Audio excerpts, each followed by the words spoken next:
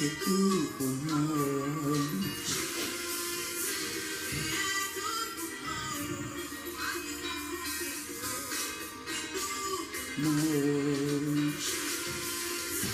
Tu es tout pour moi, agneau de Dieu. Jésus, derrière moi, je n'ai personne derrière moi, tout pour moi, oh Jésus, il n'y a personne derrière moi, personne devant moi, tu es tout pour moi. Derrière moi, je n'ai personne devant moi, tout pour moi, oh Jésus, il n'y a personne derrière moi. Tu es tout pour moi. Tu pleures, jour et nuit. C'est tellement difficile que tu pleures, jour et nuit. Toi, un homme, car l'homme, il peut te trahir. En Jésus, il agira au son nom dit, il n'y a personne derrière moi, personne devant moi. Merci Seigneur Jésus-Christ pour ta grâce. Tout pour moi.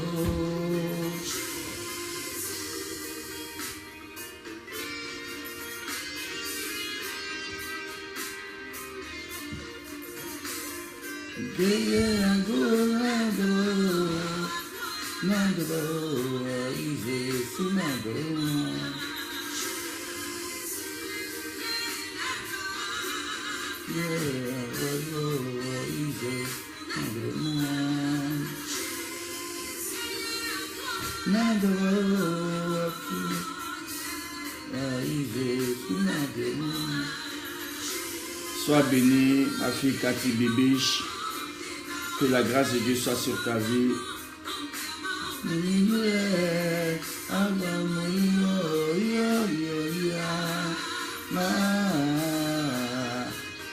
Sois béni, mon fils, sentinelle de Jésus, que la grâce de Dieu soit sur ta vie, mon fils. Amen, amen. Connectez-vous, invitez des amis, invitez des frères. C'est un moment de restauration, un moment de bénédiction, un moment d'enseignement. C'est sonnant de moi. Sois bénie, ma fille Cindy Assis. Tu es bénie, fille de moi. Amen, amen, mon fils, amen. Amen, ma fille Cindy, sois bénie. C'est le moment où Dieu restaure son peuple, où Dieu parle à ses enfants, où nous devons connaître les Écritures et permettre au Saint-Esprit de nous éclairer afin de pouvoir sauver notre âme. Car il n'y a que Jésus seul qui bénit, qui libère, qui apporte la délivrance. C'est l'enseignement qui délivre, c'est l'enseignement qui apporte la vie, c'est l'enseignement qui apporte la grâce. Si tu crois au Seigneur Jésus-Christ, tu verras sa gloire. Sonnant de moi. Sois bénie, maman Angélique, tu es bénie, maman. Dieu soit pambola yo, maman. God bless you. Jésus, pour moi, tu es tout pour moi. Il est très important de marcher avec le Seigneur Jésus-Christ, malgré les épreuves de la vie, malgré tout ce qui se représente à nous. Nous devons toujours chercher Dieu parce que Dieu est le créateur de tout dans la vie de chaque personne. Et c'est Dieu qui bâtit la vie de l'homme. C'est Dieu qui bâtit ta vie, c'est Dieu qui bâtit ma vie. Si nous marchons avec le Seigneur, il n'y a pas de raison que nous ne soyons pas bénis. Il n'y a pas de raison que nous ne puissions pas voir sa gloire se manifester dans notre vie. Dieu est réel, Dieu est vivant, Dieu est bon. C'est pourquoi chaque matin quand tu te réveilleras, l'une des choses à faire, c'est de dire merci au Seigneur. C'est de prier notre Dieu, c'est de lui rendre gloire parce que la vie que nous avons, c'est lui qui nous la donne. C'est pourquoi tous les matins, bénis le nom du Seigneur, bénis Dieu pour ta vie. Il est très très important de chercher Dieu de tout son cœur. Celui qui vit sans Dieu, celui qui vit sans connaître le Seigneur est en danger. C'est pourquoi tu dois aimer la présence de Dieu. Tu dois vivre dans sa présence. Tu dois marcher dans sa présence. Tu dois l'adorer. Tu dois méditer sa parole. Aime la présence de Dieu. Jésus, mon roi, j'aime ta présence, mon roi.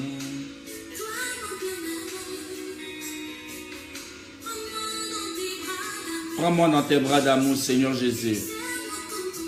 Alléluia. Yes, Lord.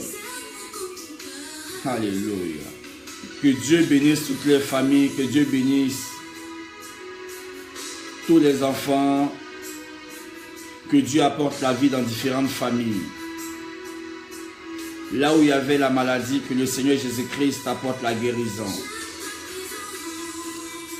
Là où il y avait des disputes, que le Seigneur apporte la paix. Là où il y avait des querelles, que le Seigneur Jésus-Christ apporte la paix, l'entente, l'amour véritable, et que Dieu seul soit loué. Serre Jésus-Christ contre ton cœur. Serre Jésus-Christ contre ton cœur. Lui seul changera ta vie. On a beau chercher dans le monde, on n'a pas eu gain de cause. On a beau chercher au milieu des charlatans, on n'a pas eu gain de cause. Mais seul Jésus-Christ de Nazareth apporte la solution, non seulement à ta vie et à la vie de ton âme, au salut de ton âme. C'est pourquoi tu dois être en paix avec tout le monde. Tu dois marcher dans la paix, car c'est dans cette paix-là que tu verras la main de Dieu agir dans ta vie. L'heure est venue où chacun doit prendre conscience de sa relation avec Dieu. Parce que nous sommes, c'est vrai, dans un mois, à la fin de l'année, tu dois faire un bilan de ta vie et voir ce qui a marché et ce qui n'a pas marché. Voir également les choses dont tu dois te séparer et prendre conscience pour aborder d'autres challenges. Parce que dans la vie de l'homme, on peut faire des erreurs, mais on peut aussi prendre la décision de se relever. Quand tu décides de te relever, le Seigneur Jésus-Christ te tient par la main et te fait avancer. Quand tu décides de te lever, le Seigneur Jésus-Christ saisit ta main et va très loin avec toi. Aime la présence de Dieu. La présence de Dieu fait du bien à chaque personne. Sois bénie, ma fille Blé Amélie, tu es bénie maman, tu es bénie. Merci Seigneur. Alléluia, que Dieu nous bénisse, que la grâce de Dieu soit sur notre vie. Avant de commencer ce direct, j'aimerais qu'ensemble nous prions le Seigneur. Nous rendons grâce au Seigneur pour la vie qu'il nous donne, pour la santé qu'il nous donne, pour la paix qu'il nous donne, pour la vie qu'il donne à nos enfants, pour la vie qu'il donne à nos familles, pour la santé qu'il donne à nos enfants, pour la santé qu'il nous donne. Élevons la voix, prions le Seigneur. Éternel Dieu, nous voulons te bénir, te rendre toute la gloire. Seigneur, merci pour cette grâce encore ce matin que tu m'accordes.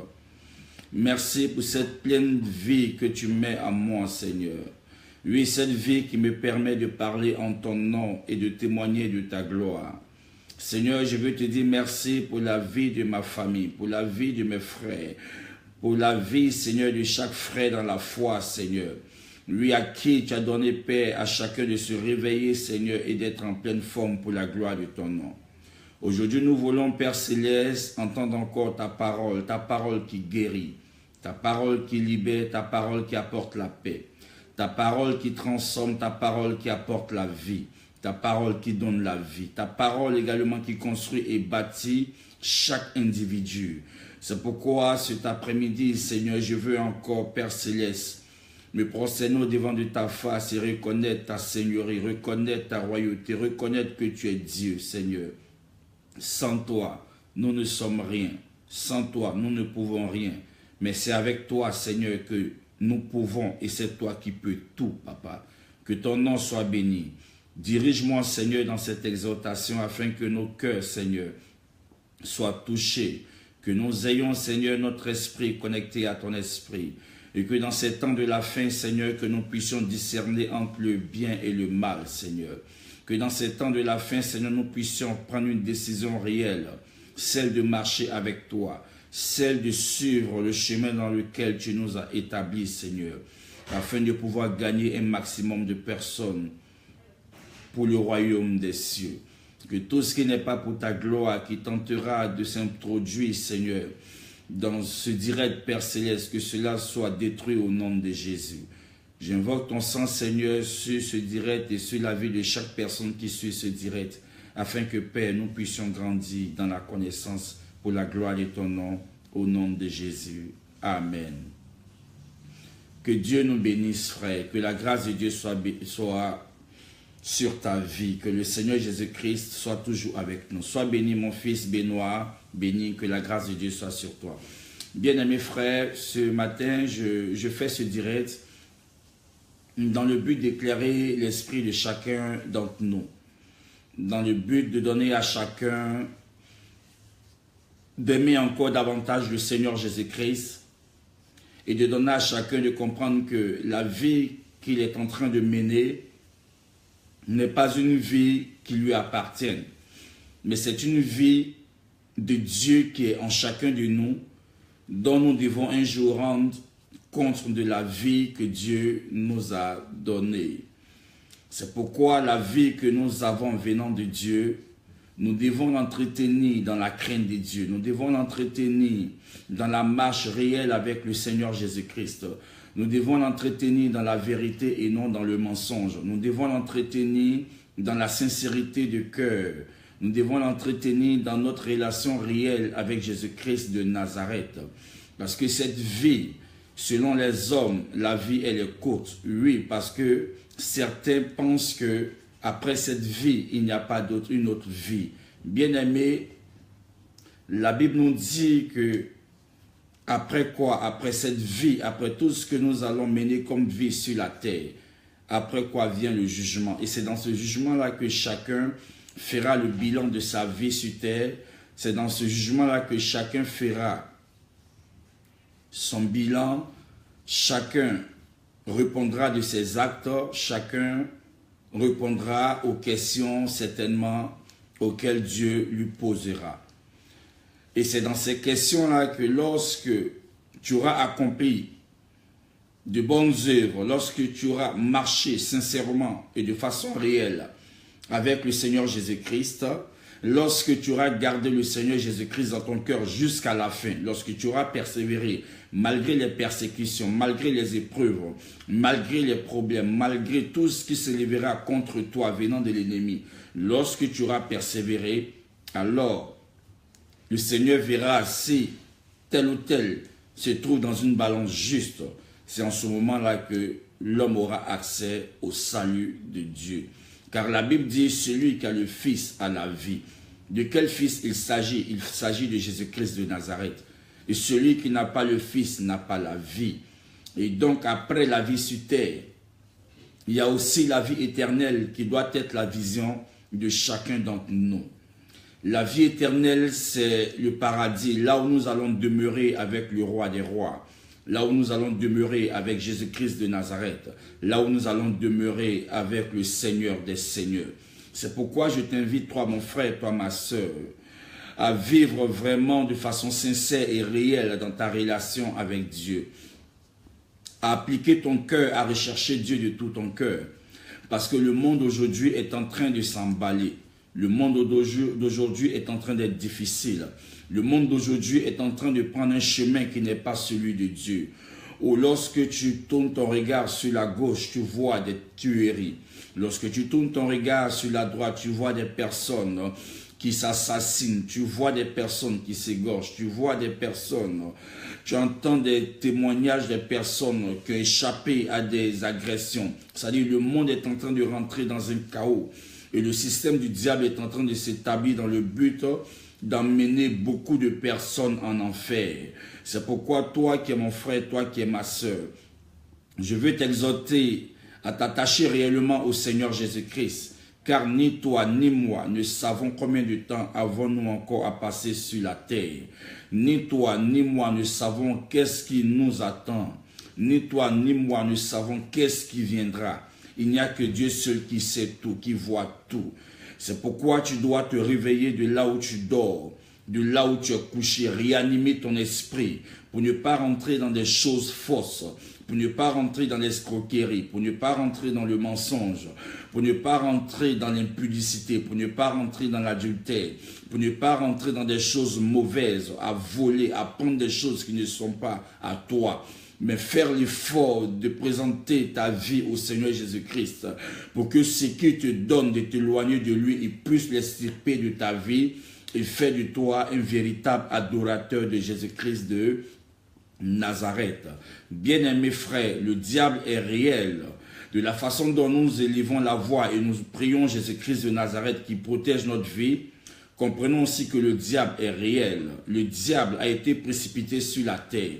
Et étant précipité sur la terre, la Bible dit qu'il a emmené avec lui plusieurs anges, un tiers des anges. Il les a ramenés sur la terre.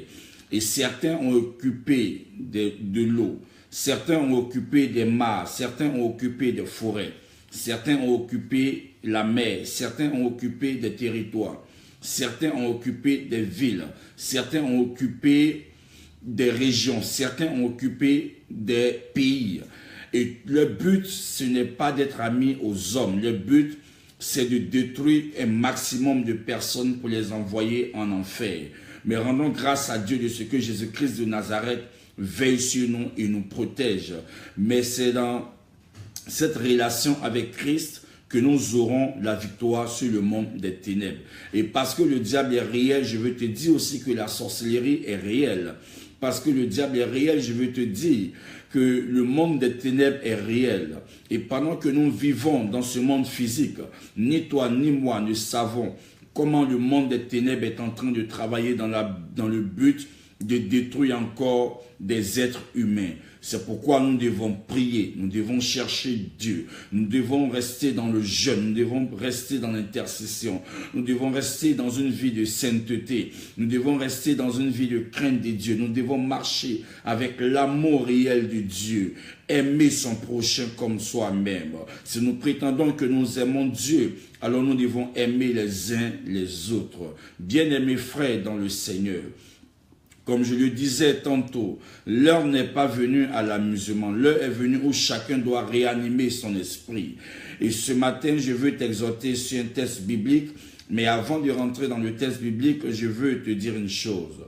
La Bible dit, vous connaîtrez la vérité et la vérité vous affranchira. La vérité de Dieu libère. La vérité de Dieu apporte la délivrance. La vérité de Dieu apporte la paix du cœur. La vérité de Dieu apporte la joie dans la vie de l'homme. La vérité de Dieu construit l'homme. La vérité de Dieu bâtit la vie de l'homme. La vérité de Dieu te donne de pouvoir discerner le bien et le mal. La vérité de Dieu te donne de t'éloigner de tout ce qui est fausseté. La vérité de Dieu te donne de t'éloigner de tout ce qui est mensonge. La vérité de Dieu te donne de demeurer en gros dans la crainte de Dieu. Et quand tu as la crainte de Dieu, il y a beaucoup de choses que tu ne feras pas. Et même quand le diable se présentera à toi pour pouvoir t'amener à tomber, le Seigneur prendra la peine de te prévenir comme il a fait à l'égard de Caïn. Il a dit à Caïn, le péché est à ta porte. Si tu relèves la tête, tu ne tomberas pas. C'est-à-dire que lorsque le diable est en train de créer une stratégie pour détruire un enfant de Dieu, Dieu prend la peine de prévenir son enfant pour ne pas que son fils ou sa fille puisse tomber dans ses erreurs. Alléluia. C'est pourquoi nous devons nous accrocher au Seigneur. Si tu es chrétien, engage-toi réellement avec le Seigneur Jésus-Christ. Si tu es un enfant de Dieu, engage-toi réellement avec le roi des rois. Si tu es un enfant de Dieu, ne joue plus avec ta vie chrétienne parce que dans le monde, on s'amusait, on faisait ce qu'on voulait et on ne savait pas qu'il y avait des choses spirituelles qui pouvaient détruire la vie de l'homme et détruire la destinée de l'homme. Mais dès lors, nous avons pris la décision de nous engager avec le Seigneur Jésus-Christ. Lorsque nous avons pris la décision de marcher avec le Seigneur Jésus-Christ, nous devons savoir qu'il y a une réalité. Il y a le monde physique, il y a le monde spirituel. Tout ce que nous voyons dans le monde physique n'est pas forcément des choses que nous voyons dans le monde spirituel. Le monde spirituel des ténèbres travaille tous les jours. Pendant que l'homme se repose, pendant que l'homme dort, le monde spirituel est en train de travailler pour pouvoir détruire les êtres humains. Le monde spirituel est en train de travailler. Le monde des ténèbres travaille dans le but d'arracher des vies, d'arracher des enfants, d'arracher des pères, d'arracher des mères, de rendre des familles tristes, de rendre des parents tristes. C'est pourquoi tu dois te réveiller. Tu ne dois plus jouer avec ta vie chrétienne. La décision que tu as prise pour marcher avec le Seigneur Jésus-Christ doit être une décision réelle, doit être une décision vraie, doit être une décision jusqu'au retour du Seigneur Jésus-Christ. Bien-aimés frères, aujourd'hui, il y a beaucoup de choses qui se passent dans ce monde. Il y a beaucoup de choses qui se produisent. Mais si toi, tu es engagé dans ta marche avec le Seigneur, le danger ne viendra pas te surprendre parce que Christ prendra la peine de te prévenir. Il prendra la peine de garder ton âme. Il prendra la peine de veiller sur toi. Il prendra la peine de te protéger. Et rien ne viendra te surprendre. Alléluia. Que Dieu te bénisse. Bien-aimés frères, nous allons lire ensemble Jean chapitre 5 à partir du verset 1. Après cela, il y eut une fête des Juifs et Jésus monta à Jérusalem. Or, à Jérusalem, près de la porte des brebis, il y avait une piscine qui s'appelle en hébreu Bethesda et qui a 5 portiques. Sous ces portiques étaient couchés en grand nombre des malades, des aveugles, des boiteux, des paralytiques qui attendaient le mouvement de l'eau. Un ange descendait de temps en temps dans la piscine et agitait l'eau. Et celui qui descendait le premier après que l'eau avait été agitée était guéri, quelle que fût sa maladie. Là se trouvait un homme malade depuis 38 ans. Voyez-vous ce que la Bible signifie? Là se trouvait un homme malade depuis 38 ans. Jésus l'ayant vu coucher et sachant qu'il était malade depuis longtemps lui dit, « Veux-tu être guéri ?» Le malade lui répondit, « Seigneur, je n'ai personne pour me jeter dans la piscine quand l'eau est agitée. Et pendant que j'y vais, un autre descend devant moi. Lève-toi, lui dit Jésus, prends ton lit et marche. » Aussitôt, cet homme fut guéri, il prit son lit, marcha. C'était un jour de sabbat. Le Juif dit donc à celui qui avait été guéri, « C'est le sabbat, il n'était pas permis d'emporter ton lit. » Il leur répondit, « Celui qui m'a guéri m'a dit, prends ton lit et marche. » Il lui demandait, « Qui est cet homme? Qui est l'homme qui t'a dit, prends ton lit et marche? » Mais celui qui avait été guéri ne savait pas qui c'était, car Jésus avait disparu de la foule qui était en ce lieu. Depuis, Jésus le trouva dans le temple et lui dit, « Voici, tu as été guéri. » C'est sur ce texte que nous allons nous appuyer. Jésus le trouva dans le temple et lui dit, « Voici, tu as été guéri. Ne pêche plus de peur qu'il ne t'arrive quelque chose de pire. » Voyez-vous, Jésus lui dit, « Ne pêche plus de peur qu'il ne t'arrive quelque chose de pire. » Bien-aimés frères, aujourd'hui, il y a beaucoup de choses qui se passent dans le corps de Christ. Il y a beaucoup de choses qui se produisent dans la maison de Dieu. Et si nous ne parlons pas, et si nous nous taisons sur ces choses, sur ces pratiques, c'est comme si nous sommes en fait partisans de ces pratiques-là. C'est comme si nous sommes d'accord avec tout ce qui est en train de se produire.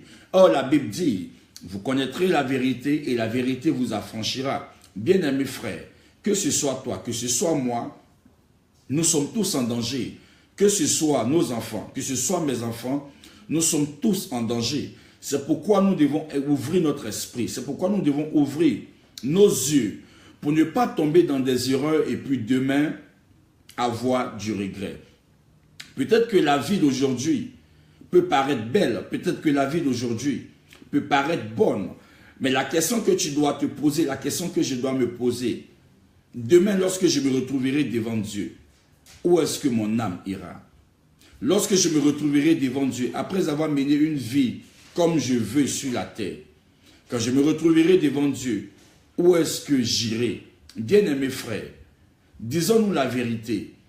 Dieu est Dieu et Dieu est sur son trône et Dieu nous voit tous, Dieu nous regarde tous. Dieu n'a pas de problème. C'est nous les hommes qui avons des problèmes. Et c'est parce que nous les hommes nous avons des problèmes que nous avons besoin de la grâce de Dieu pour nous sortir des problèmes, parce que le diable est en train de détruire des enfants de Dieu. Le diable est en train de détruire plusieurs créatures. C'est pourquoi nous devons ouvrir nos yeux. Un enfant de Dieu doit marcher avec 4 piliers importants. Quand tu es un enfant de Dieu, quand tu cherches réellement Dieu, tu dois marcher avec 4 piliers très très importants. Tu ne dois pas être chrétien parce que tu as envie d'être chrétien, mais tu dois être chrétien nourri par la parole de Dieu et marcher avec ces 4 piliers qui sont très très importants pour ta vie, pour ne pas que n'importe qui vienne te mentir, pour ne pas que n'importe qui vienne t'orienter dans un chemin qui n'est pas celui de Dieu et à la fin tu vas perdre ton âme. C'est pourquoi tu dois ouvrir tes yeux. Le premier pilier que l'enfant de Dieu doit rechercher, c'est la connaissance. La connaissance est très très importante dans la vie d'un enfant de Dieu. De la façon dont tu te lèves et que tu vas à l'école, dans le but d'apprendre et d'être meilleur dans la société, ou de réussir dans ce qu'on t'a confié comme œuvre physique, c'est aussi pareil dans le domaine spirituel. Un enfant de Dieu doit avoir la connaissance. Si tu n'as pas la connaissance, les gens utiliseront ton ignorance pour t'orienter dans des choses qui ne sont pas des choses de Dieu. Si tu n'as pas la connaissance, les gens utiliseront ton ignorance pour te conduire là où ils veulent. Si tu n'as pas la connaissance, les gens utiliseront ton ignorance pour t'introduire dans des choses dont ils peuvent contrôler ta pensée, contrôler ton esprit, contrôler ta personne et être à leur service. C'est pourquoi tu dois te réveiller, rechercher la connaissance de Dieu. Selon Osée 4, verset 6, la Bible dit, par manque de connaissance, le peuple périt. Bien-aimés frères, si tu n'as pas la connaissance, tu ne peux pas avoir accès à beaucoup de choses. C'est comme si je te pose la question. Tu ne mangeras pas une nourriture dont tu n'as pas la connaissance. Tu ne mangeras pas certainement un plat dont tu n'as pas la connaissance, ou tu n'achèteras pas une chose dont tu n'as pas certainement le témoignage de la chose. Quand je me lève et que j'achète par exemple un plat, ou je me lève, j'achète une banane, quand je me lève ou j'achète par exemple une tubercule d'igname, quand je me lève ou j'achète une banane, ça veut dire certainement que c'est parce que j'ai la connaissance de cette banane et que lorsque je la mangerai, cette banane-là apportera du bien à mon corps. C'est pareil également dans le domaine spirituel. Je ne peux pas m'engager dans des choses que je ne sais pas. Je ne peux pas m'engager dans des choses que je ne connais pas. Je ne peux pas m'engager dans des choses dont je ne connais pas l'origine. Je ne peux pas m'engager dans des choses dont je ne connais pas la provenance. Je ne peux pas m'engager dans des choses dont je ne sais pas qu'est-ce que cela apportera à ma vie. Donc la connaissance est très très importante. Bien aimés frères, si tu veux aller loin dans la vie, il te faut avoir de la connaissance. C'est comme je te prends par exemple le cas des médecins. Le médecin, pour qu'il arrive à son statut de médecin, il allait à l'école. Il a appris ce que c'est que le corps de l'homme. Il sait ce que c'est que le foie. Qu'est-ce que le foie fait dans le corps de l'homme? Qu'est-ce que le pancréas fait dans le corps de l'homme? Qu'est-ce que l'estomac fait dans le corps de l'homme? Donc, chaque aspect du corps de l'homme a une connaissance, a un travail qui est différent de l'un et de l'autre. Et c'est pareil également pour toi et moi. Si nous sommes chrétiens et que nous ne recherchons pas la connaissance de Dieu, nous ferons beaucoup d'erreurs dans notre vie et nous allons suivre des personnes qui sont dans l'erreur. Et quand tu suis une personne qui est dans l'erreur, tu finis toi-même par produire des erreurs et les les erreurs que tu produis engagent tes enfants, engagent ta famille, engagent ta descendance. Parce que ce que tes enfants auront vu de toi, c'est ce qu'ils reproduiront. Et ce que tes enfants reproduiront, c'est ce que tes petits-enfants reproduiront. C'est pourquoi nous devons nous réveiller. Les erreurs que nous avons faites dans le passé quand nous étions païens, on ne peut pas les reproduire encore quand nous sommes chrétiens. Quand tu étais païen, quand j'étais païen, on ne connaissait pas beaucoup de choses. Et on faisait des choses parce qu'on croyait que c'était des choses bonnes. Mais dans la mesure où nous avons accepté Jésus-Christ de Nazareth, il y a des choses que nous ne devons pas faire. Bien-aimés frères, aujourd'hui, qu'est-ce qui se passe dans le christianisme? Beaucoup d'enfants de Dieu pensent que des choses qui se font sont des choses qui se font de façon légale. Non. Il y a certaines choses qui sont faites de façon illégale.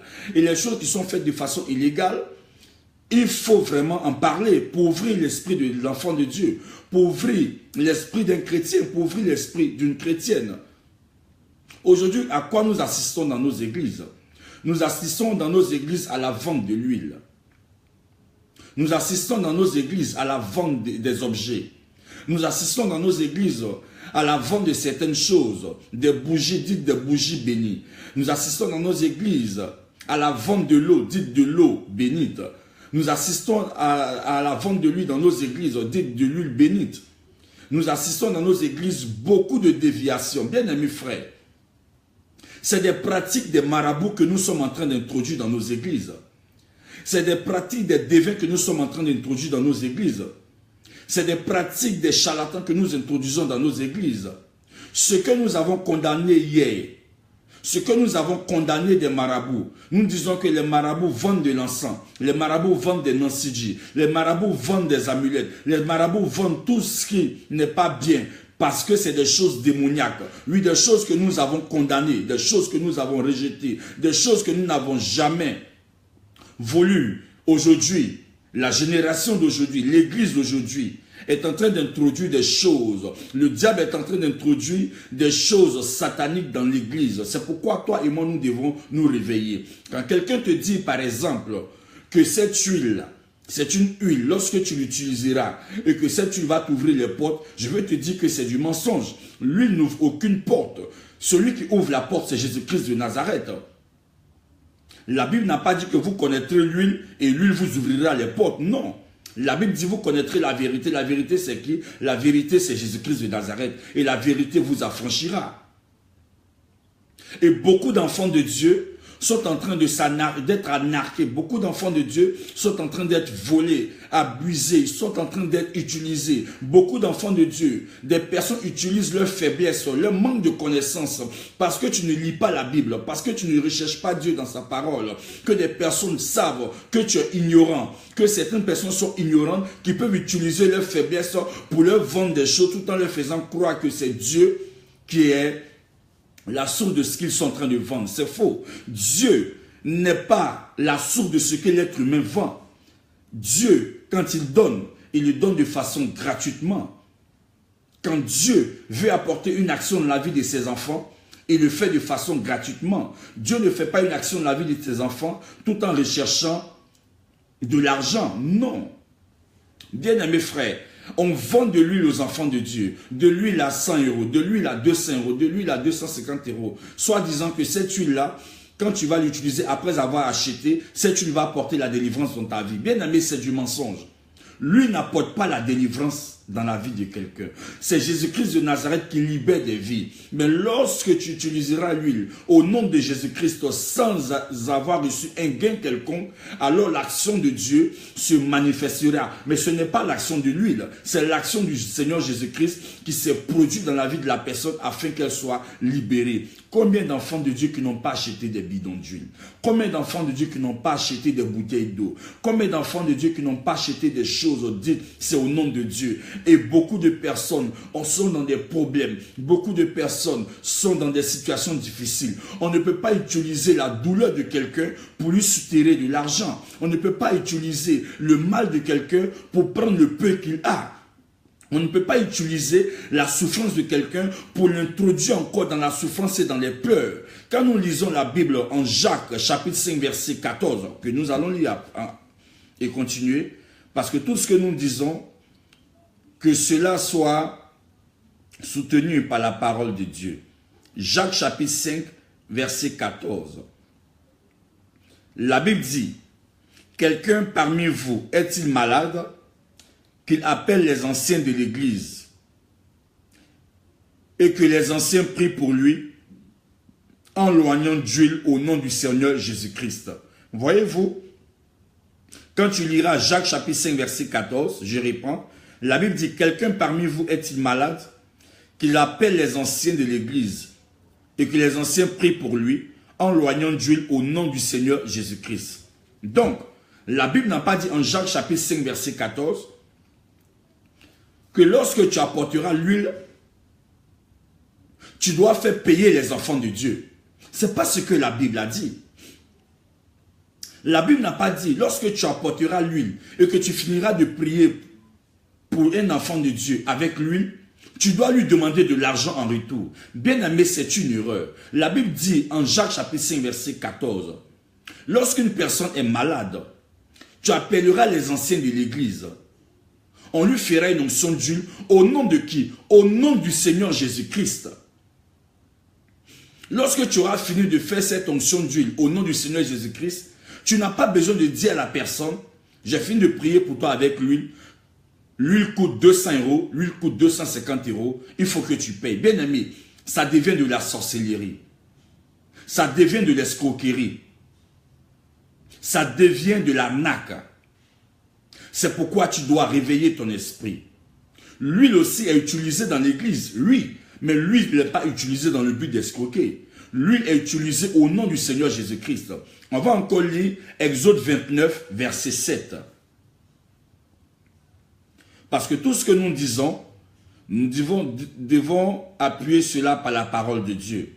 Parce que si nous n'ouvrons pas l'esprit, les yeux des enfants de Dieu, c'est comme si nous sommes complices de tout ce qui est en train de se faire. C'est pourquoi quand vous allez lire les évangiles, Jésus-Christ n'était pas d'accord avec l'œuvre des pharisiens.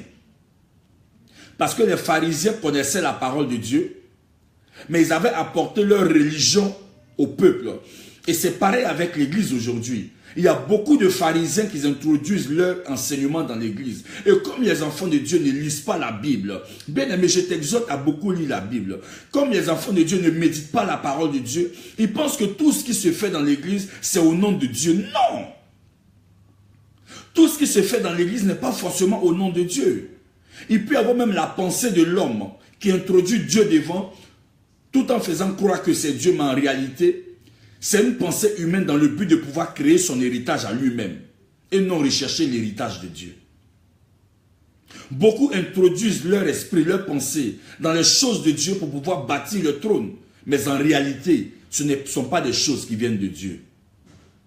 Nous allons encore lire Exode 29, verset 7. La Bible dit, tu prendras l'huile d'onction et tu en reprendras sur sa tête et tu le oindras. La Bible n'a pas dit, tu prendras l'huile d'olive, tu mettras sur la tête de quelqu'un et tu le feras payer. Non, bien-aimés frères. Bien-aimés frères. Dès lors où les choses de Dieu commencent à être payées, ça veut dire que Dieu n'est plus dedans. Dès lors où on te fait payer les choses de Dieu, tout en te disant que c'est Dieu que tu dois payer, payer, toujours payer, Dieu n'est plus là-dedans. Ça devient une religion humaine qui est établie dans le but d'enrichir des gourous, d'enrichir des personnes, de permettre à des personnes de dépouiller les enfants de Dieu. Nous allons encore lire Marc chapitre 6.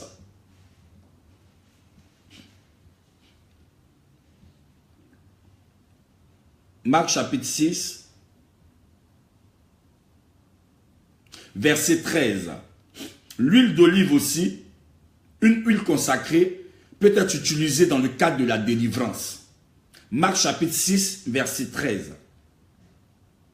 Il chassait beaucoup de démons et il oignit d'huile beaucoup de malades et les guérissait. Voyez-vous, Jésus-Christ chassait beaucoup de démons, les apôtres chassaient beaucoup de démons et ceux qui avaient été libérés étaient oints d'huile.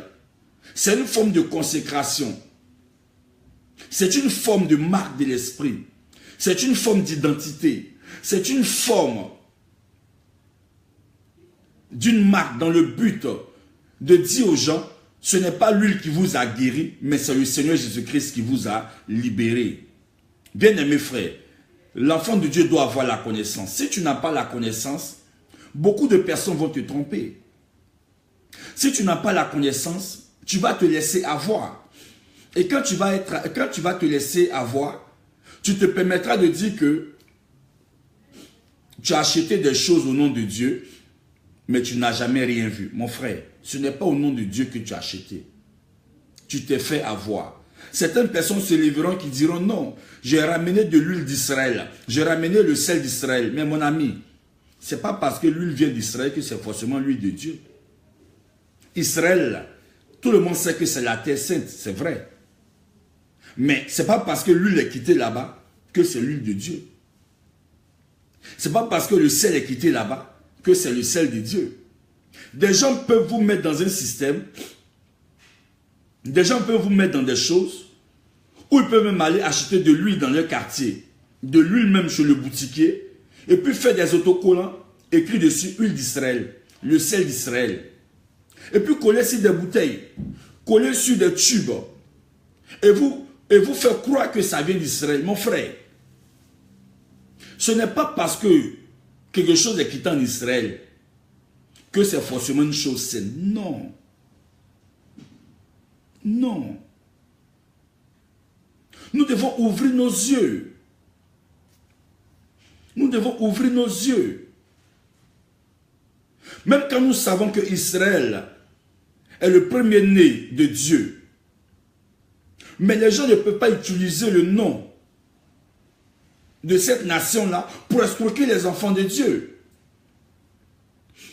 Aujourd'hui, on est dans un monde où des gens sont capables de fabriquer des choses pour blaguer les enfants de Dieu, pour te mentir, pour me mentir. Si moi je n'ai pas la connaissance, si je ne lis pas la Bible, je serai tenté par beaucoup de choses. Si tu ne lis pas la Bible, tu seras tenté par beaucoup de choses. Ça peut être même le sel. Excuse-moi. Ça peut être même le sel du Congo. Et puis on met dessus sel d'Israël. Ça peut être le sel de la Côte d'Ivoire. Et puis on met dessus le sel d'Israël. Ça peut être même l'huile de château d'eau ou de château rouge. Et puis on met dessus huile d'Israël, huile pure d'Israël. Mon frère, ma soeur, qu'est-ce que tu recherches dans ta vie? En achetant, rappelle-toi que dans le temps quand tu étais païen, tu achetais aussi chez le marabout pour emmener dans ta maison. Exemple, tu achetais le Nansidji. Le Nansidji, là, le marabout te disait, prends le Nansidji, le parfum, frotte ça sur ton corps si tu veux avoir un mari. Mais tu as tellement frotté le Nansidji sur toi, là. Est-ce que tu t'es marié? Non. Des choses qui ne sont pas au nom de Dieu attirent des problèmes. Et aujourd'hui, en France, ici, la question qu'on doit se poser, est-ce que les gens recherchent le Seigneur véritablement? Est-ce que les gens recherchent Dieu de tout leur cœur? Est-ce que les gens ont envie que leur âme soit sauvée? Quand on dit quelque chose et avant seulement ça vient de Dieu, paf, ils achètent. Ils ne cherchent même pas à savoir l'origine des choses. La Genèse veut dire le commencement. Donc quand on te présente quelque chose, il faut savoir son origine. Ça peut être même l'huile de python, l'huile du serpent, puis la graisse de python, qu'on peut vendre même aux enfants de Dieu. Et tu vas transporter des démons pour emmener dans ta maison. Qu'est-ce que tu recherches? Tu ne vois pas qu'en achetant ces choses, tu es en train de constituer en fait un hôtel dans ta vie. Tu es en train d'introduire des démons dans ta maison. Tu es en train d'introduire des démons dans ta vie. Bien aimé, il est temps que tu te réveilles. Nulle part dans la Bible, il est dit que nous devons acheter de l'huile. Nulle part dans la Bible, il est dit que nous devons acheter de l'huile. C'est pourquoi tu dois réanimer ton esprit. Tu dois te réveiller. L'huile est appliquée au nom du Seigneur Jésus-Christ pour oindre. L'huile est appliquée au nom du Seigneur Jésus-Christ pour faire la délivrance. Mais en aucun cas le Seigneur n'a dit, après que tu sois oint, tu dois payer cette onction d'huile-là à 3000 € ou à 200 € ou à 600 € ou à 300 €. C'est de l'arnaque, c'est du mensonge, c'est du vol. Certainement, tu as acheté de l'huile un peu partout. Tu as au moins 4 bidons d'huile dans ta maison. Tu as dépensé 8 000 euros ou bien peut-être 400 euros ou 500 euros. Mais qu'est-ce que l'huile a apporté dans ta vie? Rien. La personne n'a eu que des problèmes, que des problèmes, que des problèmes, que des problèmes. Et dit, Seigneur, j'ai acheté de l'huile en ton nom, mais je n'ai rien vu. Mon ami, ce n'est pas au nom de Dieu que tu as acheté. Tu as acheté ça au nom d'un homme. Deuxième chose, il est question de l'eau. L'eau qui est vendue dans l'église. L'eau qui est vendue dans l'église. On met des bouteilles d'eau minérale là.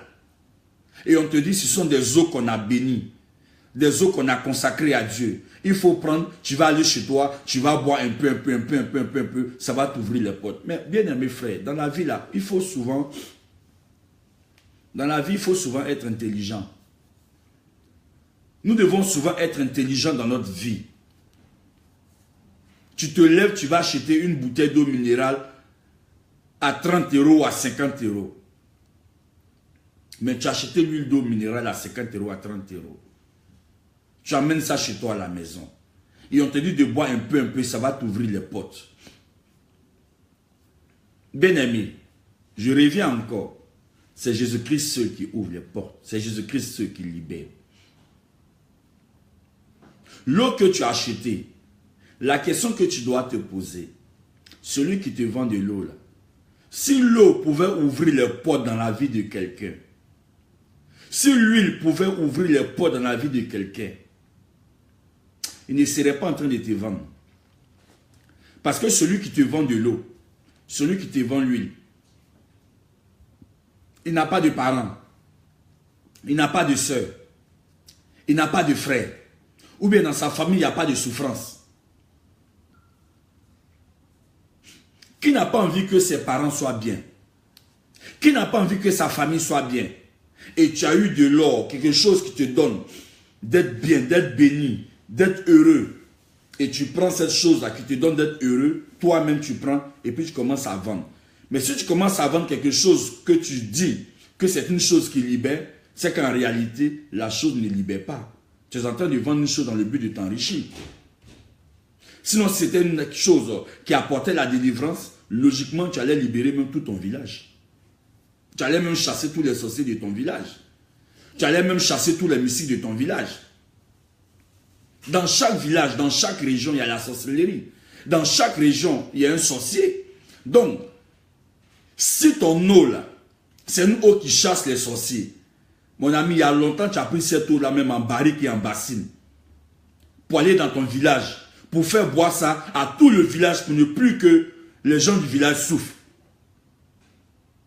Mais, comme c'est des pratiques humaines qui ne sont pas de Dieu, et que ces personnes-là ont en face d'eux des personnes ignorantes, il faut leur faire croire que c'est au nom de Dieu et les anarquer. C'est pourquoi tu dois te réveiller. L'eau dans la Bible, on va lire ensemble Proverbe 18, verset 4. Parce que tout ce que nous disons, nous devons prendre pour appui la parole de Dieu. Proverbe 18, verset 4.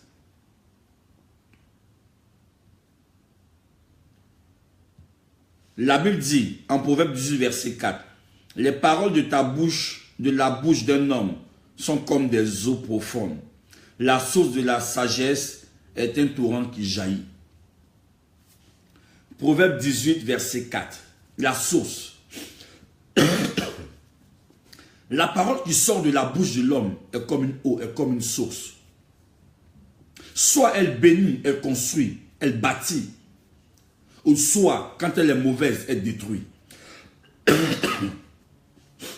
Proverbe chapitre 18, verset 4. La parole qui sort de la bouche de l'homme construit. La parole qui sort de la bouche de l'homme bâtit. La parole qui sort de la bouche de l'homme transforme. La parole qui sort de la bouche de l'homme apporte la vie. C'est une source. C'est comme une eau qui jaillit. Parce que la parole que tu vas faire sortir de ta bouche, c'est une parole qui sort de ton cœur, qui sort du plus profond de ton être. Et ça sort. Quand ça sort, qu'est-ce que ça porte dans la vie de celui qui t'entend? Sans cela, la Bible va nous dire en Proverbe 18, verset 4, que c'est une source. Elle jaillit. La parole doit jaillir pour apporter la paix. Ce qui doit jaillir de ta bouche doit apporter la vie. Ce qui doit jaillir de ta bouche doit porter la stabilité. Ce qui doit jaillir de ta bouche doit porter de la bonne réflexion à celui qui t'entend et à l'emmener à être sage. Donc pourquoi est-ce que vous vendez de l'eau? Vous vendez de l'eau parce que vous avez une source qui est mauvaise, c'est l'escroquerie qui vous fatigue. Vous vendez de l'eau parce que Dieu ne vous a jamais appelé. Vous vendez de l'eau parce que Dieu ne vous a jamais choisi. Vous vendez des choses au nom de Dieu parce que vous n'êtes pas réellement des serviteurs de Dieu. Vous vendez des choses au nom de Dieu parce que vous avez envie que les enfants de Dieu souffrent. C'est pourquoi nous devons réveiller notre esprit et ne plus tomber dans ces erreurs-là. Vous connaîtrez la vérité et la vérité vous affranchira. Nous allons encore lire l'intelligence. Chaque enfant de Dieu, deuxième chose que l'enfant de Dieu doit rechercher. Deuxième chose que l'enfant de Dieu doit rechercher, l'intelligence. Bien-aimés frères, le problème de beaucoup de chrétiens, excusez-moi, hein, le problème de beaucoup de chrétiens, c'est qu'ils manquent d'intelligence. Beaucoup de chrétiens manquent d'intelligence. C'est pourquoi ils font n'importe quoi et les choses les surprennent toujours. Avant de t'engager dans quelque chose, il faut savoir son utilité dans ta vie. Qu'est-ce que ça apporte à ma vie? Où est-ce que ça m'amène? Où est-ce que ça m'amène?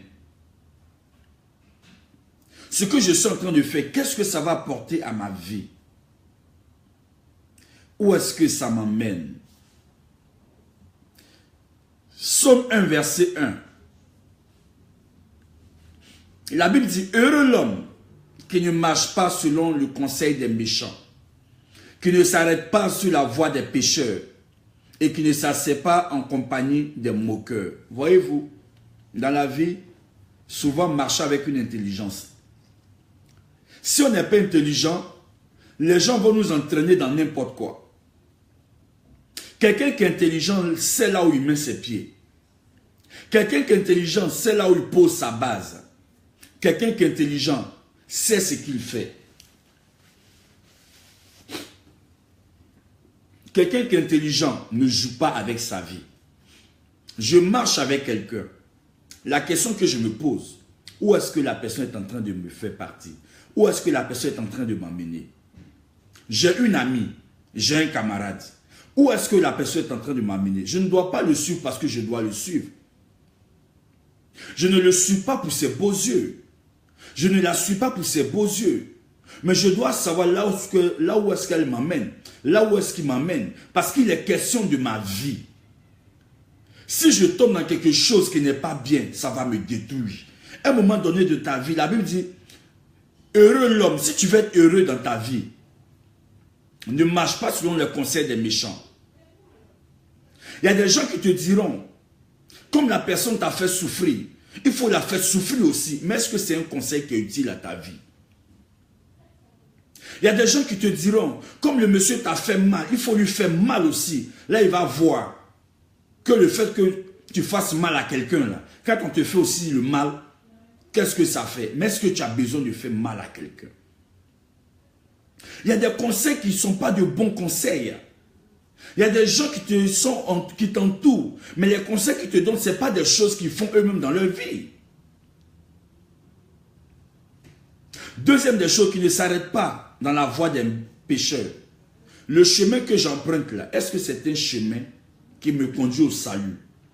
Est-ce que c'est un chemin qui me conduit vers le Seigneur Jésus-Christ? Mon frère, si c'est un chemin qui ne me conduit pas vers le Seigneur, je préfère me retourner. Avant, on était dans des chemins qui nous amenaient vers l'alcool. On était dans des chemins qui nous amenaient vers des hommes, à vue dans l'impudicité, à vue dans la dépravation. On était dans des chemins qui nous amenaient dans des choses qui ne glorifient pas Dieu. Mais aujourd'hui, là, Dieu prend la peine de nous prévenir pour nous dire. Si tu veux sauver ta vie, tu veux sauver ton âme, si tu veux être heureux, ne marche pas en compagnie des pécheurs. Et la troisième, ne t'arrête pas, ne t'assois pas avec les moqueurs.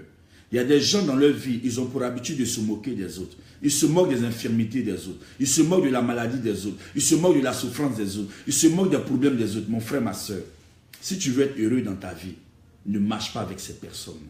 Parce que, en étant avec ces personnes, tu affectes ta vie, tu affectes ta destinée et tu affectes le bien qui doit t'arriver. Quatrième pilier que l'enfant de Dieu doit rechercher, la sagesse. La sagesse est très très importante. Il te faut être sage. Il te faut être sage. Proverbe 9, verset 1. Quelqu'un qui est sage dans sa vie, bâtit sa vie. Si tu es sage, tu vas bâtir ta vie. Si tu es sage, tout ce qui sera autour de ta vie, tu verras que ça sera sur un fondement solide. Proverbe 9, verset 1. La sagesse a bâti sa maison, elle a taillé 7 colonnes. Voyez-vous? La sagesse est un don de Dieu. La sagesse, Proverbe 9, verset 1.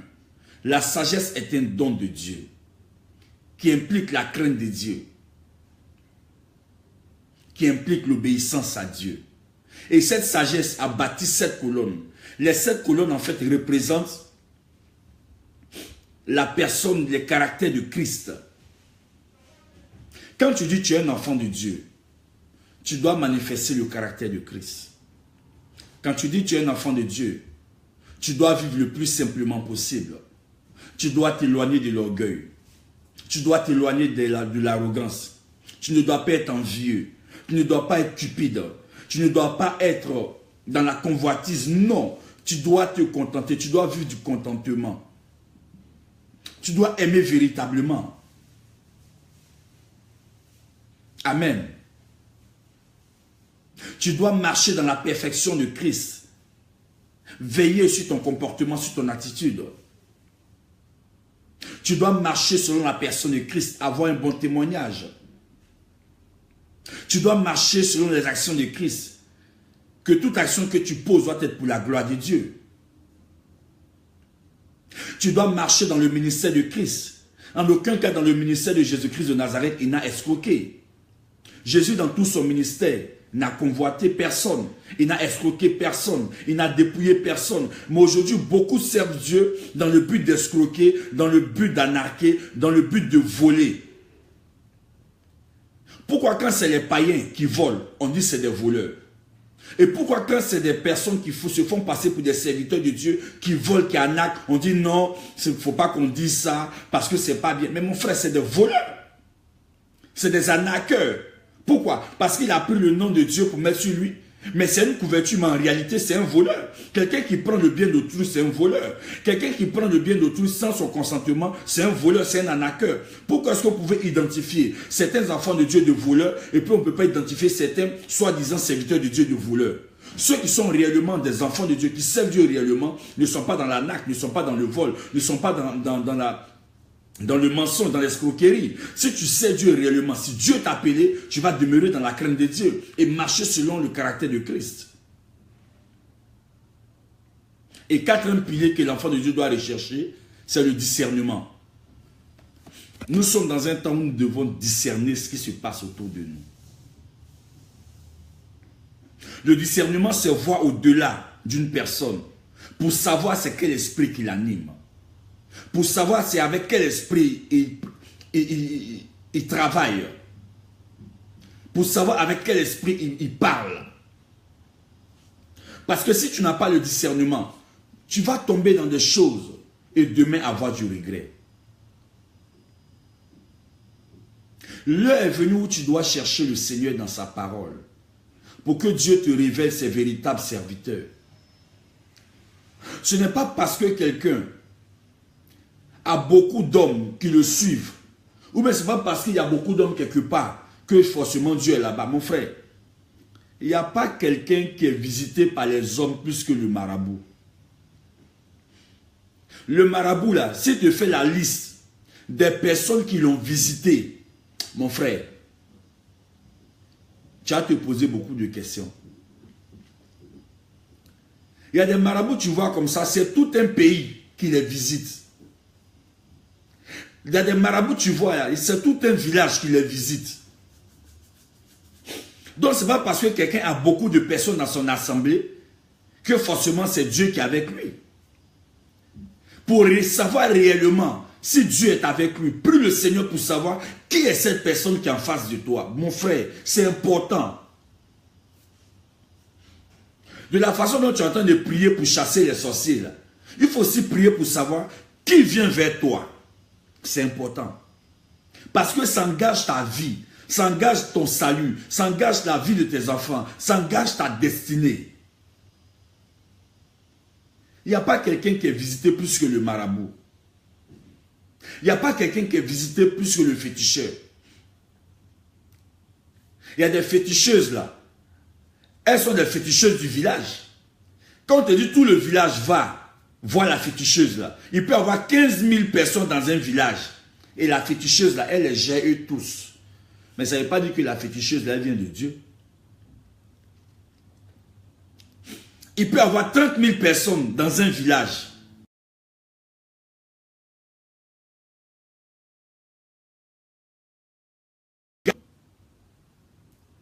Donc, comme je le disais, frère, c'est pas parce que des gens ont des personnes qui le suivent, qui sont forcément de Dieu. Non, il faut prier pour savoir qui est la personne. Le Dieu que nous prions, là, il parle, il se révèle à ses enfants. Si tu pries un Dieu qui ne te parle pas, c'est qu'il y a un problème. C'est pourquoi tu dois rechercher Dieu de toute ta force, de tout ton cœur, de toute ton âme. Et Dieu te révélera qui est en face de toi. Il y a des féticheurs qui gèrent des milliers de personnes dans des villages, mais ce ne sont pas de Dieu. Cherche Dieu et tu verras la gloire de Dieu se manifester. Donc le diable a ses stratégies pour égarer beaucoup d'enfants de Dieu. Si tu ne cherches pas le Seigneur, il y a des choses que le diable va utiliser pour t'éloigner de Dieu. La première des choses que le diable va utiliser, c'est quoi? C'est la déception. La Bible dit que cet homme-là, il était couché. Il était couché, mon frère, auprès de la piscine appelée Bethesda. Pendant 38 ans, mon frère, quand tu souffres pendant des années, il y a des choses auxquelles tu ne dois plus t'amuser. Il était couché à la piscine de Bethesda. Et la Bible dit que à chaque fois quand cet homme-là avançait, quelqu'un d'autre le dévançait. C'est-à-dire que dans ta vie de tous les jours, il y a des choses dont tu dois avoir accès. Quand il arrive le moment de prendre, il y a quelqu'un qui te dévance. Ça peut être dans le cas du travail. Ça peut être dans le cadre même de ton mariage. Ça peut être dans le cadre de tes relations. Ça peut être dans le cadre de tout ce que tu recherches. À chaque fois quand tu te relèves, que tu veux aller, il y a quelqu'un qui te dévance. Qu'est-ce que tu dois faire? Tu dois chercher Dieu.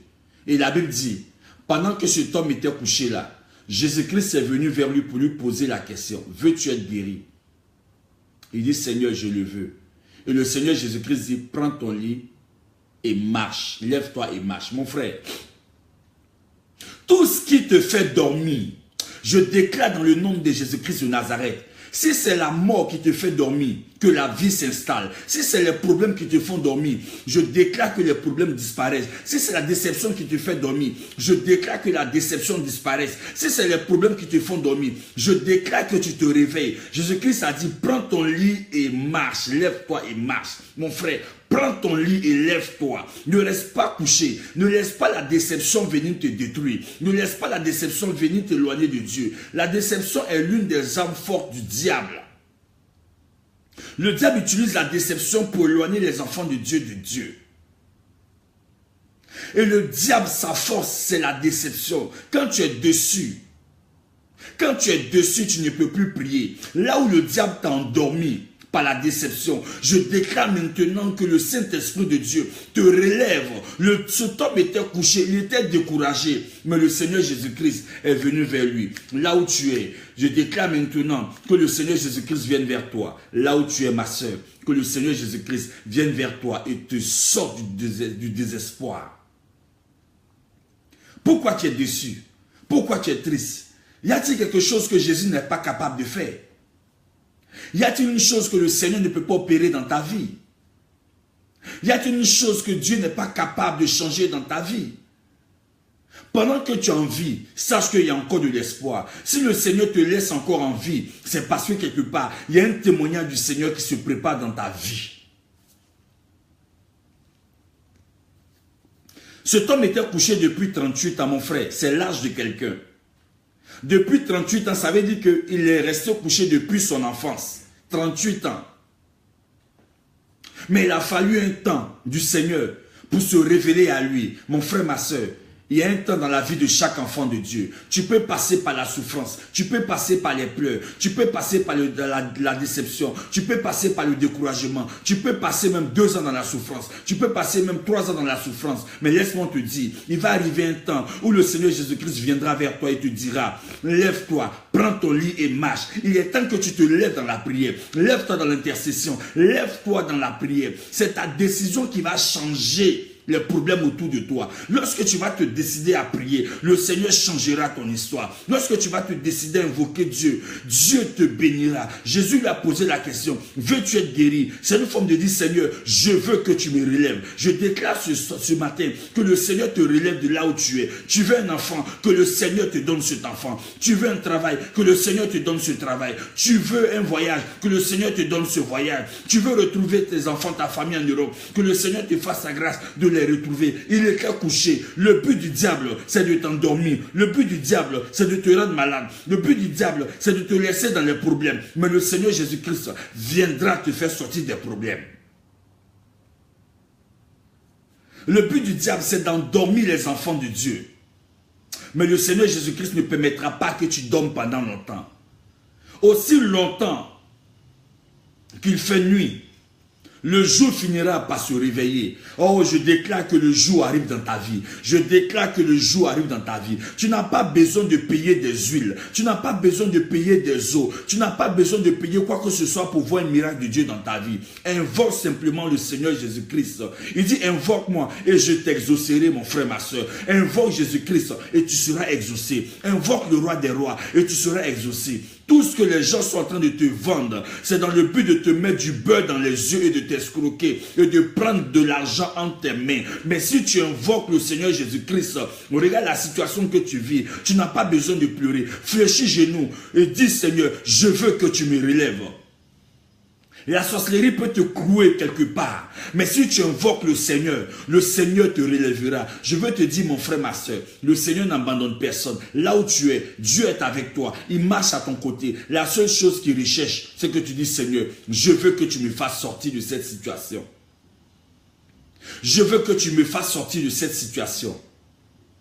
Ton mari te bat. Dis au Seigneur Jésus-Christ, apporte la paix dans mon foyer. Il est capable d'apporter la paix. Ta femme te profère des insultes. Dis au Seigneur, je veux que les querelles cessent dans mon foyer. Le Seigneur est capable d'apporter ce miracle-là.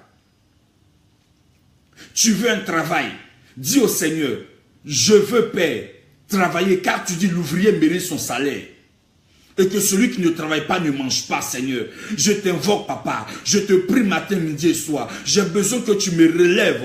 Parce que toutefois qu'il y a une prophétie sur ma vie, au moment d'entrer dans cette prophétie, il y a quelqu'un qui me dévance. Père, je refuse que les gens me dévancent maintenant. Si tu m'envoyais dans cette nation française, tu m'emmenais dans cette nation, je sais, papa, que tu vas écrire une histoire pour moi. Donne-moi de me relever dans la prière. C'est dans la prière, mon frère, que tout s'accomplit. C'est dans la prière que tout s'accomplit. Ce n'est pas dans les achats des choses, non. Il dit, invoque-moi et je t'exaucerai. Cet homme était couché pendant 38 ans, mon frère. La sorcellerie est capable de mettre des personnes dans des problèmes pendant des années. La sorcellerie est capable d'attacher des personnes dans des situations bloquées pendant des années. Parce que quoi? Ils accomplissent l'œuvre de Satan. Parce qu'ils accomplissent l'œuvre de Satan. Les sorciers peuvent lier les documents de quelqu'un. Les sorciers peuvent lier le travail de quelqu'un. Les sorciers peuvent lier l'enfantement de quelqu'un. Les sorciers peuvent mettre le voile sur quelqu'un pour ne pas que la personne accède à un statut meilleur ou au mariage. Mais quand tu sais ces choses, quand tu sais que dans ta famille, il y a des problèmes comme ça, mon frère, tu n'as plus besoin de t'amuser. Tu dois te lever dans la prière.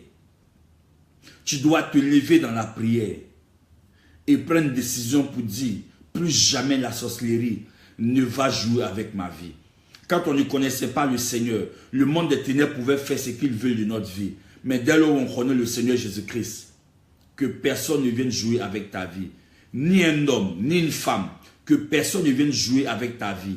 Mais laisse le Seigneur Jésus-Christ bâtir ta vie et te donner de témoigner de sa gloire. Les gens pourront te dire, il faut rentrer dans le mensonge pour avoir telle ou telle chose. Mon frère, le mensonge finit par attraper celui qui a débuté son mensonge.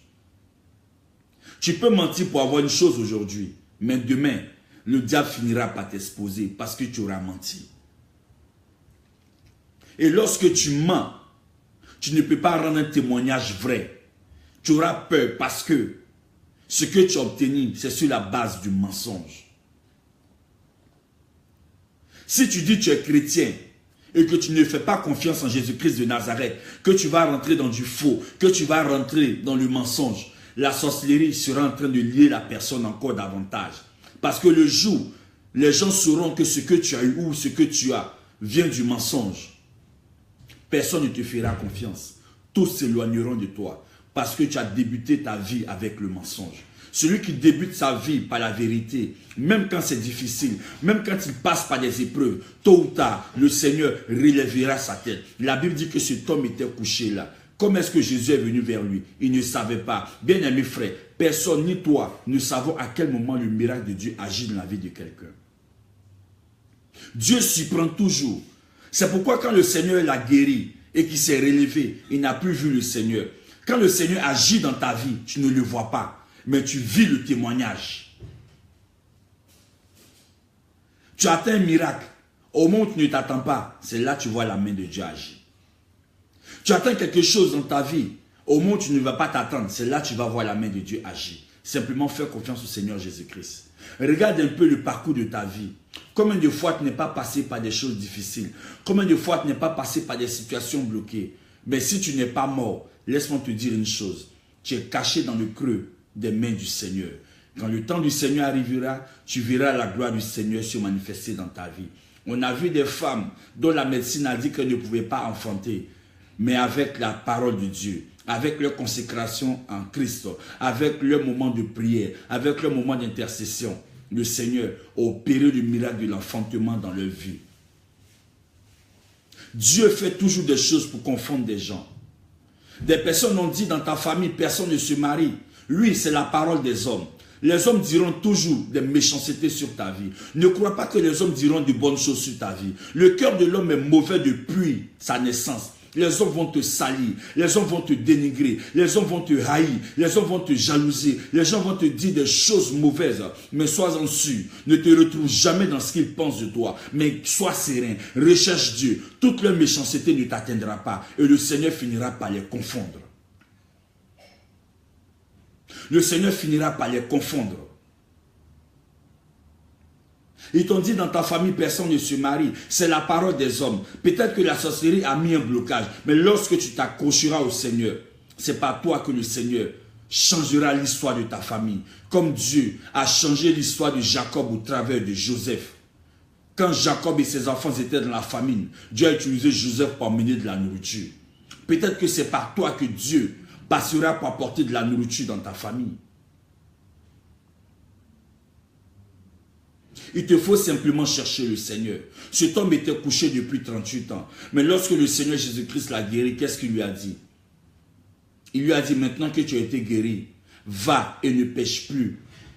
De peur que ta situation soit pire qu'avant. Bien-aimé frère, tant que tu vis sans péché, le diable ne pourra rien contre ta vie. Ce n'est pas parce qu'il y a un miracle dans ta vie que tu ne peux pas voir le diable agir. Non, tu peux être béni par un miracle et le diable peut t'attaquer, t'amener à pécher et serrer encore, amener encore des difficultés dans la vie de la personne. La personne elle est bénie, c'est vrai, mais elle vit encore des situations difficiles. Vous ne voyez pas des personnes certainement qui vivent un mariage, qui sont heureux, qui sont bénis dans le mariage. Au début, tout le monde est d'accord, mais quand elle rentre dans le foyer, c'est là qu'elle se rend compte, soit la femme le frappe, ou soit le monsieur le frappe. Il est béni, c'est vrai, mais dans son foyer, il y a problème. Le but du diable, ce n'est pas de nous laisser. Le but du diable, c'est de nous détruire. Mais que le sang de Jésus te protège. Ah, bien-aimé frère, j'ai une bonne nouvelle pour toi. Jésus-Christ n'abandonne jamais ses enfants. Peut-être que là où tu es, le Seigneur Jésus-Christ est là, il attend que tu lèves simplement la voix, que tu dises, Seigneur, je ne veux plus rester dans cette situation pendant longtemps. Je veux que tu me guérisses. Je veux que tu me libères. Tu verras la main de Dieu agir. Le Seigneur attend que tu lèves simplement la voix pour voir sa gloire. Lorsque tu te réveilleras, tu verras la main de Dieu agir. C'est pourquoi mon frère, ma soeur, je veux t'exhorter ce matin pour te dire, la seule issue, c'est Jésus-Christ de Nazareth. Le monde que tu vois aujourd'hui, il passera. Mais la parole de Dieu demeure. Marche avec le Seigneur Jésus-Christ. Marche avec lui. Soit dans l'intercession, soit dans la prière. Cet homme était paralytique depuis 38 ans. Mais quand le temps de Dieu est arrivé, il a été guéri. Imaginez-vous un instant. 1 an, il n'a pas vu le miracle. 2 ans, il n'a pas vu. Même 20 ans, il n'a pas vu. C'est la 38e année qu'il a vu le miracle de Dieu agir dans sa vie. Certainement, tu passes par un problème. Ça fait 2 mois, ça fait 1 an, ça fait 2 ans. Dieu ne t'a pas oublié. Ne cherche jamais à rentrer dans le faux. Parce que Dieu ne partage jamais sa gloire. Le même Dieu qui t'a appelé, le même Dieu qui t'a choisi, c'est lui qui donnera une histoire à ta vie. Et l'histoire de ta vie, chacun pourra la lire parce que c'est une histoire qui vient de Dieu. Mais quand toi-même tu prépares ton histoire, tu finis par donner à chacun de lire un mensonge dans ta vie. Ne permets pas au diable de donner aux gens de lire un mensonge dans ta vie.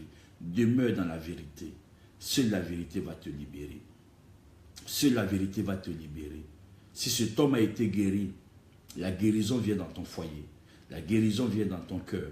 La guérison vient dans ta famille. La guérison vient dans la vie de tes enfants. La guérison vient dans tes activités. La guérison vient dans tout ce que tu entreprends.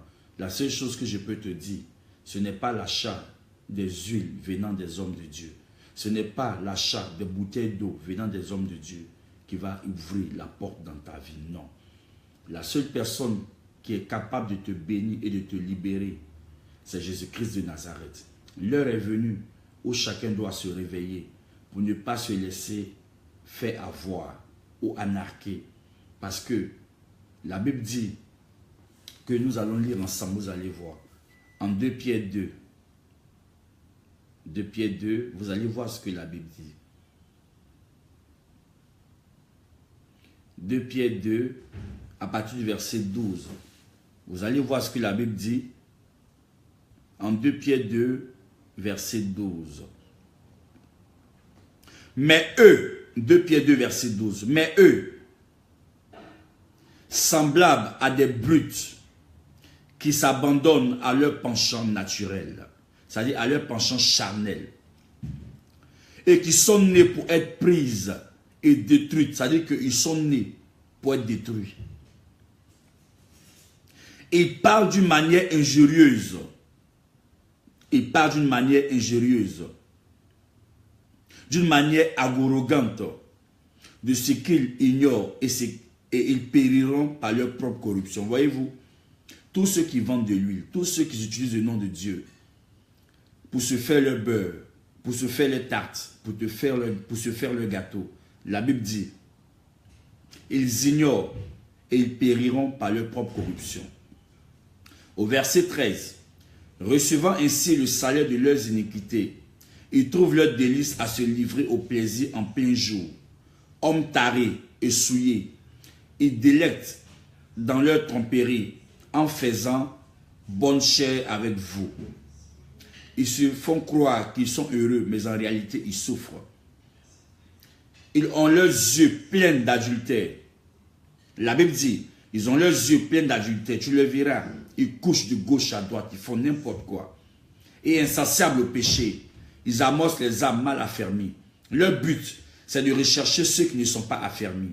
Ceux qui n'ont aucune connaissance. Ceux qui ne recherchent pas Dieu. Ceux qui ne prient pas. Ceux qui attendent seulement le miracle, sans rechercher celui-là même qui donne le miracle, Jésus-Christ de Nazareth, qui veut les choses sans passer par les épreuves, qui veut les choses sans passer par les chemins. Ceux-là même qui sont mal affermis, c'est vers eux ces faux pasteurs.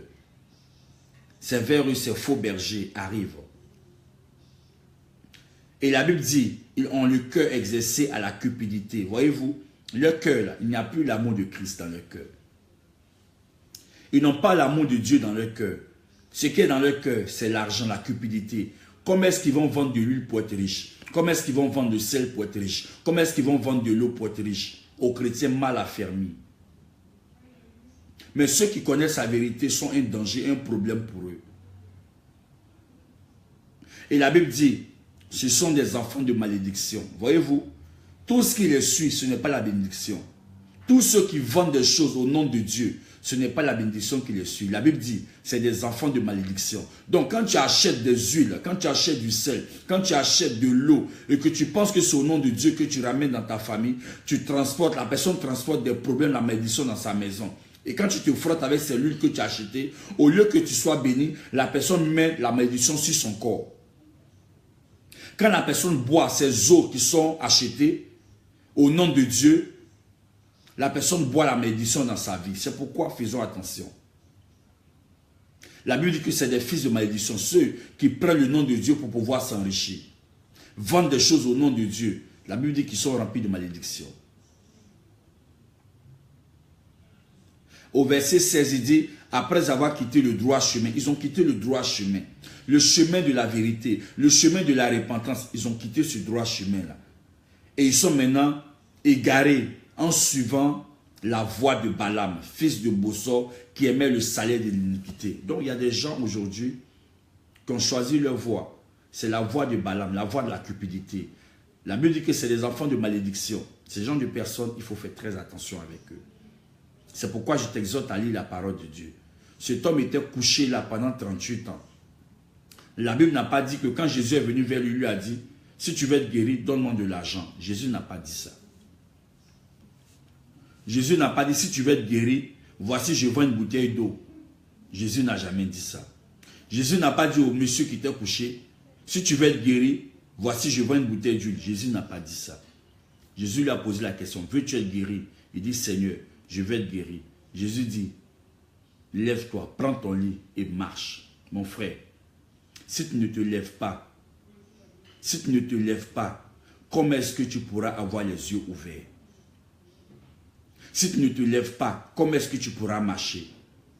Ne laisse pas le découragement introduire de mauvaises personnes dans ta vie pour t'escroquer dans ta faiblesse.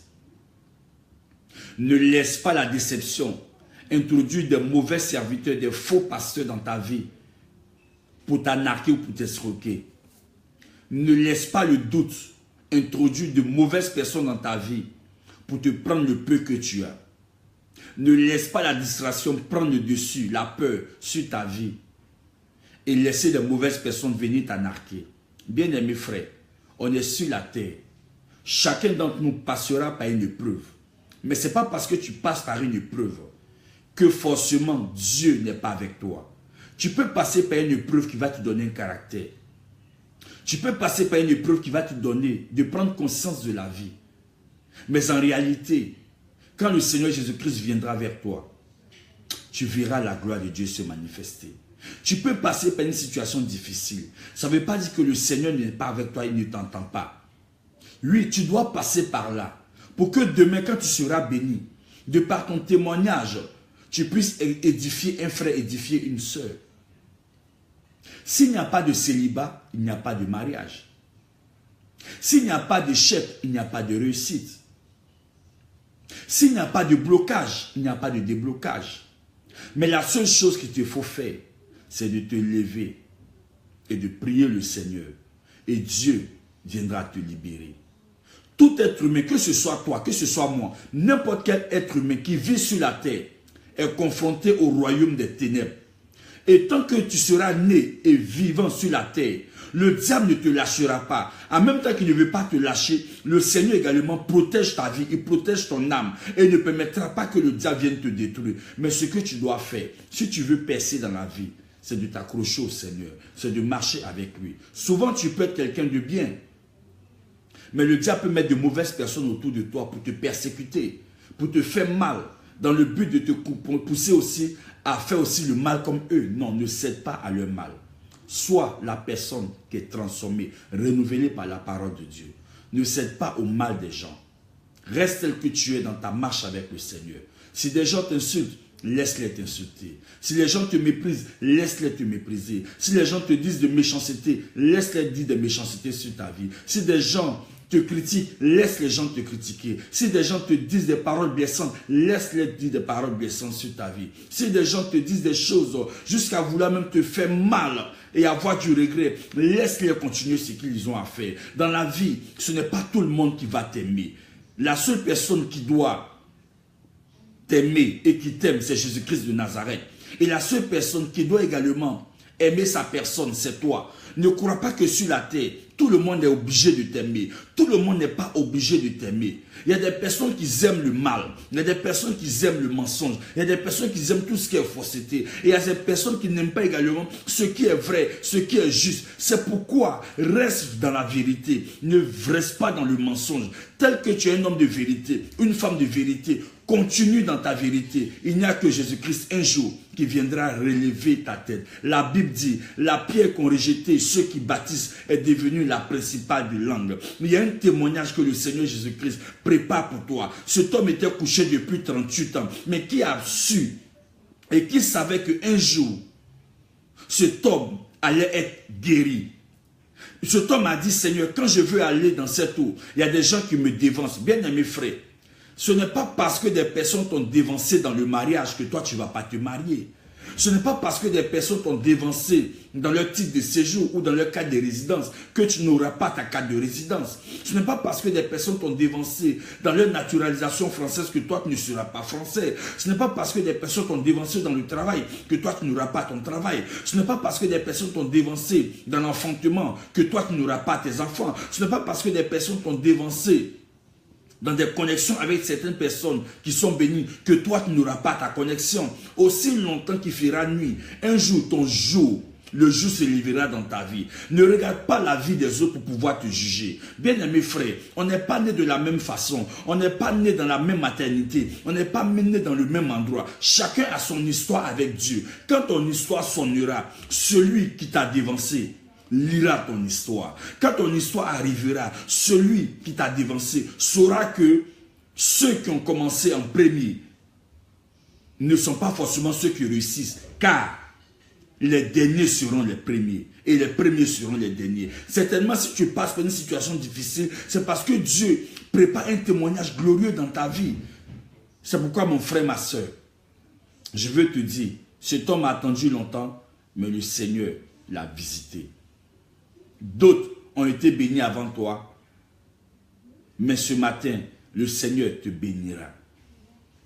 D'autres t'ont dévancé, comme le monsieur dit. Il dit, Seigneur Jésus, à chaque fois quand je veux partir, des personnes tombent dans l'eau et moi je ne peux pas tomber dans l'eau. Ce n'est pas parce que des personnes t'ont dévancé que toi, ton jour n'arrivera pas. Les personnes qui l'ont dévancé, c'est la capacité humaine. Il y a des personnes qui utilisent la capacité humaine pour pouvoir réussir dans leur vie. La capacité humaine, ça peut être des arnaques, ça peut être des duplicités, ça peut être n'importe quoi. Mais toi qui n'as personne, toi qui n'as ni parent qui est ministre, toi qui n'as ni parent qui est riche, toi qui n'as ni parent qui est milliardaire, ton seul soutien c'est Jésus-Christ de Nazareth. Donc laisse Dieu aller tout doucement avec toi. Laisse Dieu aller tout doucement avec toi. Et tu verras, ton témoignage sera grand. La Bible dit, Anne n'avait pas d'enfant, mais sa rivale Pénina avait des enfants. Elle se glorifiait d'avoir des enfants et elle critiquait Anne, elle la méprisait. Mais quand le temps de Dieu est arrivé, Dieu a visité Anne. Et le fils de Anne est devenu quoi? Juge, sacrificateur et prophète. Et la Bible dit, la femme stérile enfantera 7 fois. Mon frère, ma soeur, ce que d'autres ont eu une fois, toi tu vas avoir ça 7 fois. Ce que d'autres ont eu une fois, toi tu vas avoir ça 7 fois. Et le chiffre 7, c'est la perfection. Tes enfants ne seront pas malades. Ta famille ne sera pas malade. Tout ce que tu as, sera une chose solide pour la gloire de Dieu. C'est pourquoi je veux t'exhorter ce matin. Recherche le Seigneur, prie le Seigneur et ne laisse jamais le découragement ni le doute venir te briser le moral. Fais confiance en Christ comme moi je le fais aujourd'hui. Toute ma vie, c'est Jésus-Christ de Nazareth. Je ne compte ni sur un homme, ni sur une femme, mais je compte sur Jésus-Christ seul. C'est lui qui bâtit la vie de l'homme. Ne te fie jamais aux hommes, parce que les hommes sont capables de changer beaucoup de choses. Mais fie-toi à Dieu, c'est lui qui te donnera de savoir qui est le berger, qui est le messager qu'il envoie vers toi. Et ensemble, on pourra être sauvés et être bénis pour la gloire de Dieu. Ne t'inquiète plus, ne pleure plus. Le monde d'aujourd'hui n'est pas courir vers l'argent, mais le monde d'aujourd'hui est de rechercher Dieu. Parce que le système de l'Antichrist est en train de s'établir tout doucement. Il y a certains pays aujourd'hui qui sont en train d'introduire la puce. Aujourd'hui, tu dois te poser la question. Qu'est-ce qui arrivera dans ta vie demain? Qu'est-ce qui se passera demain? Parce que les temps sont mauvais et Jésus-Christ revient bientôt. Que Dieu te bénisse, que la grâce de Dieu soit sur ta vie. Au nom de Jésus. Amen. Nous allons ensemble prier le Seigneur. Et tu vas déclarer avec moi cette prière. Éternel Dieu des armées, je veux te dire merci pour ce temps d'exhortation, cet enseignement. Seigneur, c'est vrai qu'à des moments, je ressens dans mon cœur la déception. C'est vrai qu'à des moments, Seigneur, je ressens le doute. Mais aujourd'hui, au travers de cet enseignement, Papa, j'ai compris que je ne dois pas laisser le découragement prendre le dessus sur ma foi. J'ai compris que je ne dois pas laisser le doute prendre le dessus sur ma foi. Mais je dois te faire confiance jusqu'à la fin. Parce que si tu m'as donné la vie, c'est parce que tu mets encore en moi, Seigneur, la bénédiction, la grâce et le témoignage. Et que ce à quoi tu m'as appelé, tu me donneras de posséder ce miracle dans le nom de Jésus. Jamais le diable ne mettra le doute dans mon cœur. Jamais le diable ne mettra la déception dans mon cœur. Je t'ai choisi, Papa, Seigneur Jésus-Christ, comme Sauveur et Seigneur. Jamais je ne vais m'éloigner de toi, mais je marcherai dans ta voie dans le nom de Jésus. Je me souviens de cet homme qui était paralytique depuis 38 ans, à la piscine de Bethesda. Et cet homme disait qu'à chaque fois quand il veut se relever, il y a quelqu'un qui le dévance. Oh papa, tu viens de m'enseigner une chose merveilleuse. Ce n'est pas parce que beaucoup m'ont dévancé dans le mariage. Ce n'est pas parce que beaucoup m'ont dévancé dans l'enfantement. Ce n'est pas parce que beaucoup m'ont dévancé dans le travail que ces personnes sont mieux que moi. Non. J'attends le temps. Le temps que tu as défini pour moi. Le temps que tu as défini pour ma vie. Je sais une seule chose. Quand tu te lèveras pour moi, mon témoignage sera grand pour la gloire de ton nom. Je ne veux pas rentrer dans la fausseté. Je ne veux pas rentrer dans des choses qui ne te sont pas des choses glorieuses. Mais je veux marcher dans la voie que tu as tracée pour moi. Aussi longtemps que des problèmes, des difficultés se lèveront, je sais une chose, que tu te lèveras pour me libérer de tous ces problèmes dans le nom de Jésus. Tu as béni Abraham, tu as béni Sarah, tu as béni même Esther face à Aman. Tu as libéré le peuple d'Israël. Seigneur Jésus, je sais que tu vas me libérer. Je sais que tu vas me délivrer. C'est pourquoi ce matin, Père, je veux prier. Je déclare ce matin que la grâce de Dieu soit sur ma vie. Je déclare ce matin, tu vas répéter ces prières avec moi. Je déclare ce matin que la puissance de Dieu se manifeste dans ma vie. Je déclare ce matin que tout ce qui était bloqué dans ma vie se débloque maintenant. Je déclare ce matin, là où la sorcellerie avait lié ma grâce, qu'elle soit déliée maintenant dans le nom de Jésus. Là où la sorcellerie avait posé un blocage, qu'il y ait un déblocage au nom de Jésus. Là où la sorcellerie avait mis un voile, que le voile soit ôté dans le nom de Jésus. Je déclare ce matin que je possède tout ce qui est meilleur dans le nom de Jésus. Je déclare ce matin que les portes du bonheur s'ouvrent à ma vie au nom de Jésus. Je possède le bon ce matin et je m'éloigne du mal. Je possède le déblocage ce matin et je m'éloigne du blocage dans le nom de Jésus. Je m'éloigne des pleurs et je possède la joie maintenant. Que ta main soit sur ma vie, papa, car tu es bon.